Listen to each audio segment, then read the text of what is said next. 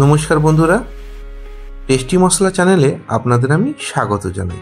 আজকে আমি বানাতে চলেছি রুই পোস্ত। রুই পোস্ত বানানোর জন্য আমি এখানে মাছটা ভালোভাবে ধুয়ে নিয়েছি। এবার লবণ হলুদ মাখিয়ে 5 মিনিট মতো রেখে দেব। অন্যদিকে একটা প্যানে তেল গরম করে নিয়েছি। এবার মাছগুলো ভালোভাবে ভেজে নেব। আমি এখানে সব মাছগুলো একসাথেই দিয়ে দেবো, দিয়ে এপাশ ওপাশ ভালো করে ভেজে নেব।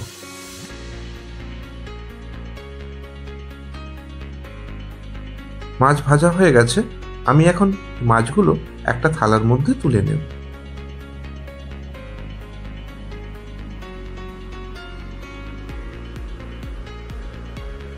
এরপর একই তেলেই আমি দিয়ে দেব পরিমাণ মতো কালো জিরে, আর দেব 2 কাঁচা লঙ্কা।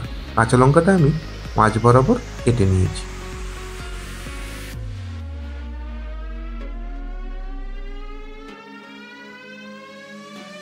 এবার এটা সামান্য নেড়ে আমি এর মধ্যে দিয়ে দেব কেটে রাখা পেঁয়াজ। পেঁয়াজটা আমি ভালোভাবে ভেজে নেব।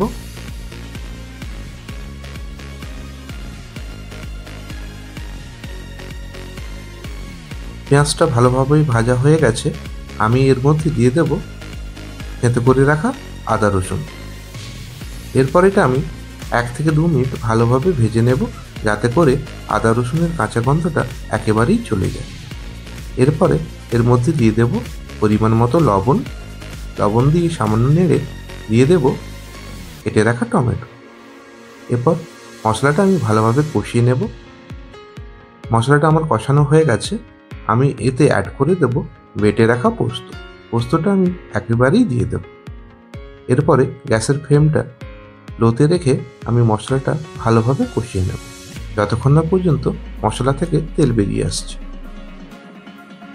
মশলাটা আমার কষানো হয়ে গেছে। মশলা থেকে তেলও বেরিয়ে এসছে। এরপরে আমি এতে অ্যাড করে দেব পরিমাণ মতো গরম জল। পরিমাণ মতো গরম জল অ্যাড করে আমি এটা সামান্য নেড়ে এটা কাভার করে দেবো 1 থেকে 2 মিনিটের মতো।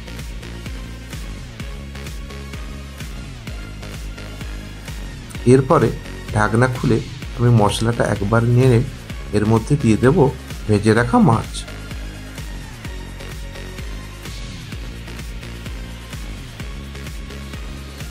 মাছটা আমি মশলার সাথে ভালোভাবে মিশিয়ে নেব। 1 থেকে 2 মিনিট এভাবে ভালোভাবে আস্তে আস্তে নেড়ে আমি এটা আবারও কাভার করে দেব 10 থেকে 12 মিনিটের মতো।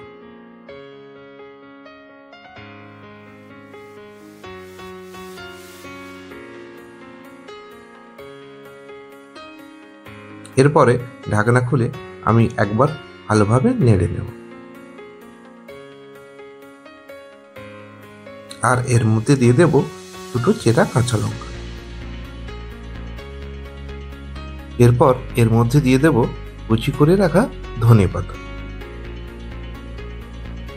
ধনেপাতা দিয়ে আমি আরও 1 থেকে 2 মিনিট ভালোভাবে নাড়াচাড়া করে নেব।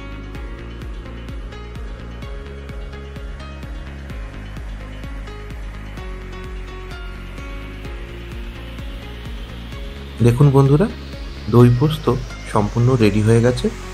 যদি রেসিপিটা আপনাদের পছন্দ হয়ে থাকে তাহলে দয়া করে আমার চ্যানেলটা সাবস্ক্রাইব করে নেবেন, আর কমেন্টে আমাকে জানাবেন রেসিপিটা আপনাদের কেমন লাগবে। আজকের মতো চলি, দেখা হবে অন্য কোনো রেসিপি নিয়ে অন্য কোনো দিনে।